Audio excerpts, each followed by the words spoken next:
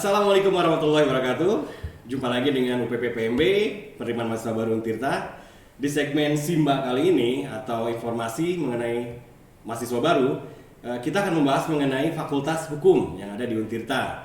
Di sebelah saya sudah ada Bapak Ridwan selaku Wakil Dekan 1 bidang akademik yang mungkin akan memberikan gambaran seperti apa Fakultas Hukum dan prodinya seperti apa. Mungkin kita bisa langsung ke Pak Ridwan. Silakan Pak Ridwan. Baik, terima kasih Bung Tomo. Siap. Kalau kita bicara Fakultas Hukum itu fakultas tertua.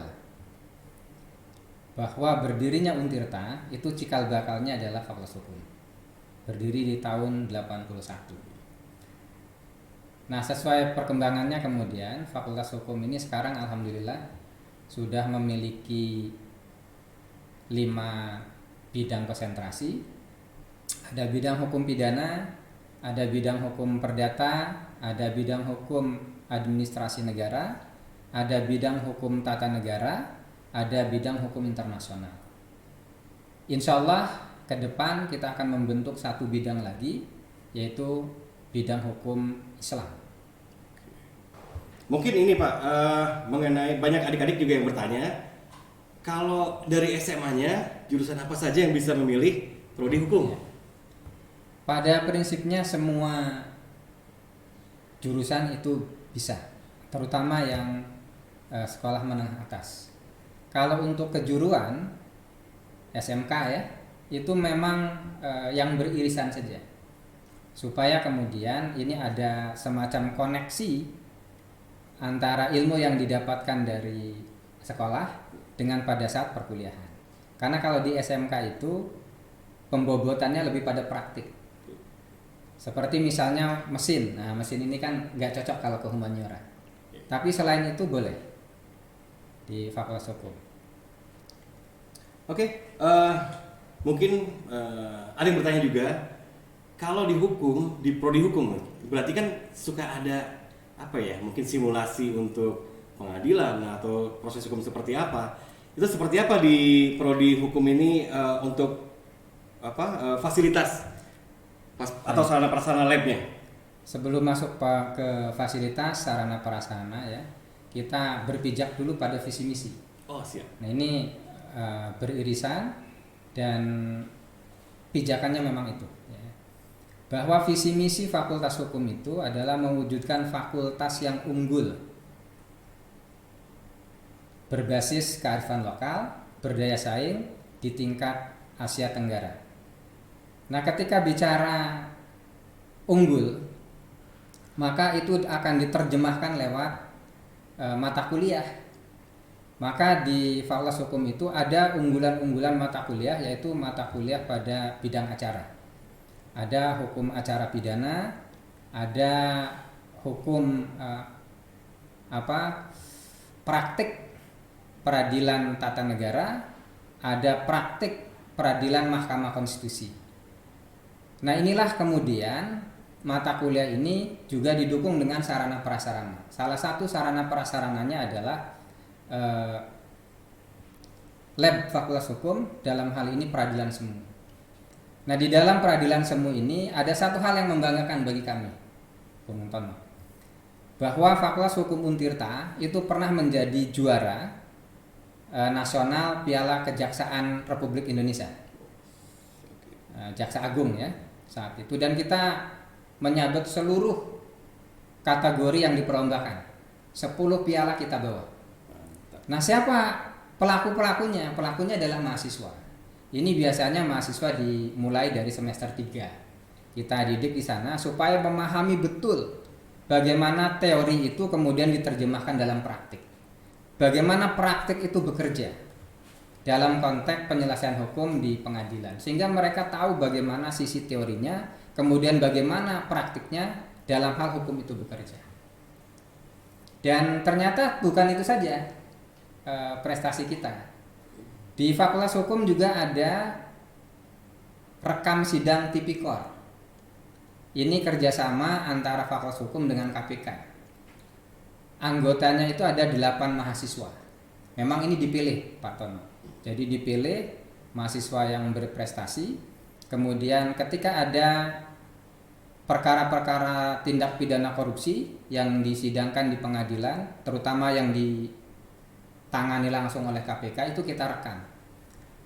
Nah, salah satu yang membanggakan adalah bahwa tim rekam sidang Tipikor Untirta ini pernah mendapatkan penghargaan sebagai tim rekam sidang Tipikor terbaik di Indonesia selama 4 tahun berturut-turut. Kenapa ini bisa terjadi? Karena pola pembinaan. Jadi sekali lagi bahwa pola pembinaan itu bukan hanya mahasiswa itu diberikan pemahaman dalam konteks homo juridicus, paham hukum, tapi juga tahu bagaimana hukum itu ketika bekerja di lapangan praktik.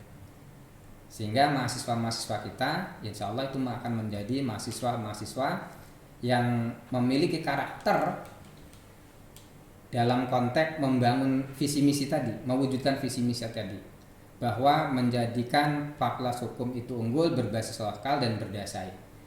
Ketika bicara daya saing, yang pertama dua prestasi tadi yang saya sebutkan itu bentuk ya, salah satu bukti bahwa mahasiswa kita mempunyai daya saing dengan perguruan tinggi lain di tingkat nasional. Juga kita pernah menjadi juara tingkat nasional untuk debat Mahkamah Konstitusi atau debat konstitusi. Nah ini satu hal yang membanggakan bagi kami.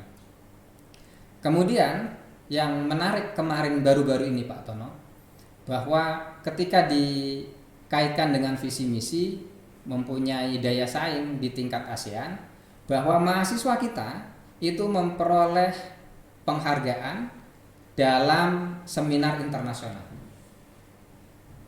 Ada beberapa mahasiswa dan 1 orang dosen yang mendapatkan penghargaan itu dari Malaysia. Oke, jadi adik-adik tadi tahu ya, prestasi tidak hanya nasional, tapi level internasional juga ada prestasinya.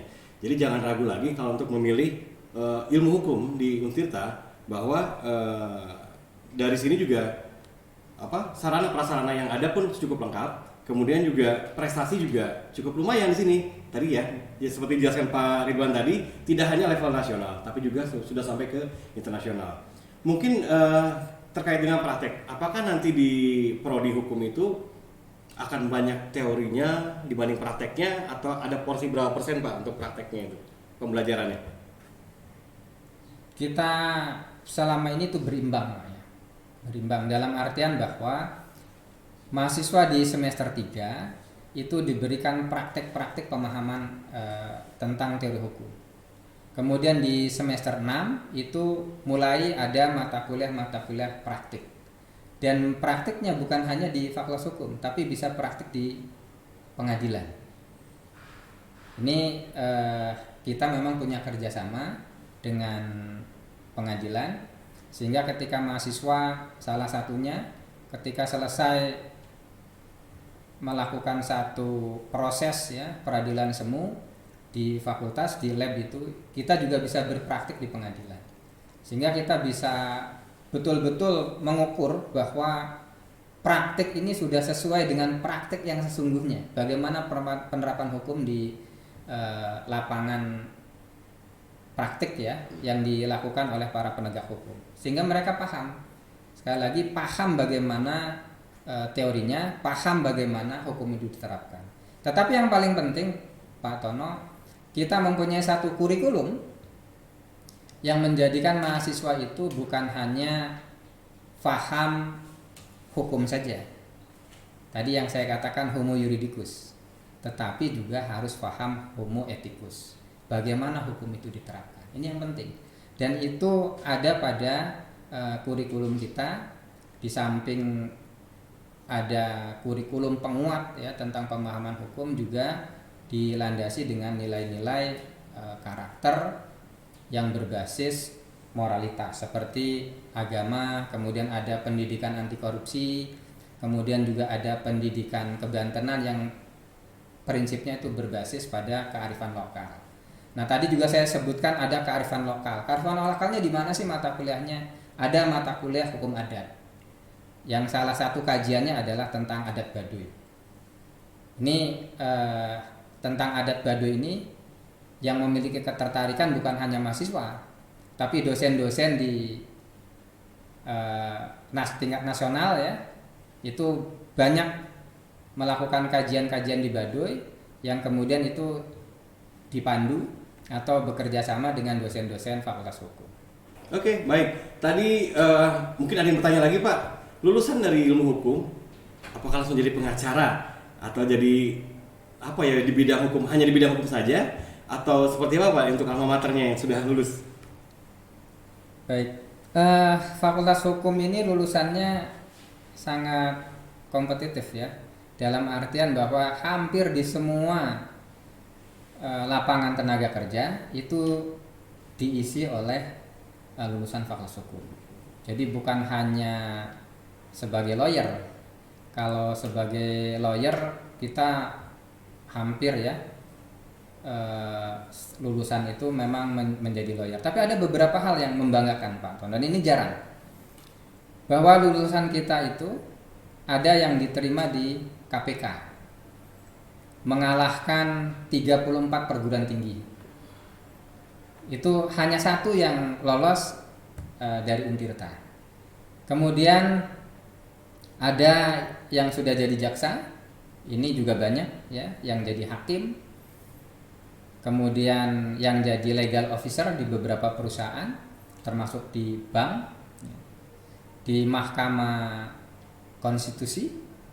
Ini lulusan kita ada di sana. Artinya bahwa lulusan kita itu adalah lulusan yang memang mempunyai daya saing dengan perguruan tinggi yang lain, dan lulusannya diminati oleh instansi-instansi lain, mengisi semua lapangan kerja yang tersedia.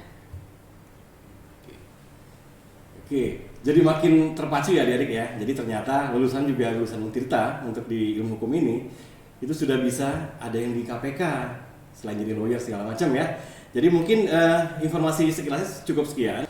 Nah mungkin untuk terakhir ini ada closing statement dari Pak Ridwan untuk adik-adik yang berminat untuk kuliah atau memilih ilmu hukum Untirta. Silakan Pak. Baik, saya teringat dengan statement salah satu pegawai KPK ketika berkunjung ke Fakultas Hukum Untirta. Beliau menyatakan bahwa Fakultas Hukum Untirta ini bukan fakultas hukum kecil. Buktinya adalah bahwa Fakultas Hukum Untirta dalam konteks mahasiswa yang tergabung dalam rekam sidang ini menjadi yang terbaik se-Indonesia, dan itu terjadi 4 tahun berturut-turut.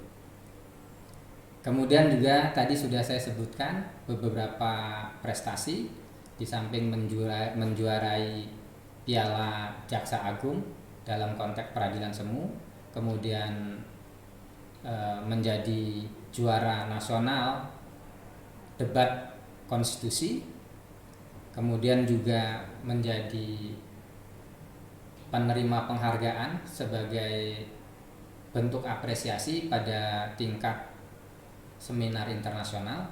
Ini menunjukkan bahwa Fakultas Hukum itu, Fakultas Hukum Untirta tentunya itu adalah fakultas hukum yang memiliki daya saing baik di tingkat nasional maupun di tingkat ASEAN.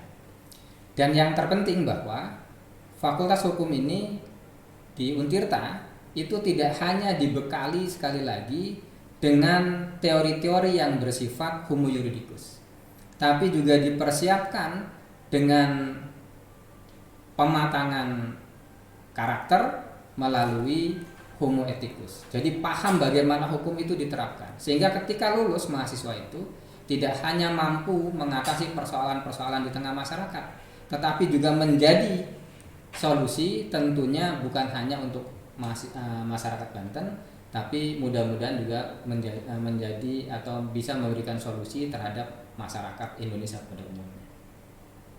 Baik, terima kasih Pak Ridwan. Mungkin nanti untuk adik-adik detail untuk ada sesi berikutnya lagi live streaming dengan Ketua Prodi, mungkin nanti dengan Bu Nurikah ya. Nah, nanti kita ada sesinya lagi untuk yang interaktif ya dengan langsung dengan Kaprodinya. Untuk jadwalnya bisa adik-adik lihat di web pmb.untirta.ac.id. Nanti di situ bisa tanya jawab langsung dengan langsung dengan kaprodinya. Jadi adik-adik lebih detail lagi nanti di sesi berikutnya. Terima kasih kepada Bapak Ridwan selaku Wakil Dekan 1 Bidang Akademik Ilmu Hukum Untirta atas penjelasannya, dan kita akan berjumpa lagi dalam segmen berikutnya.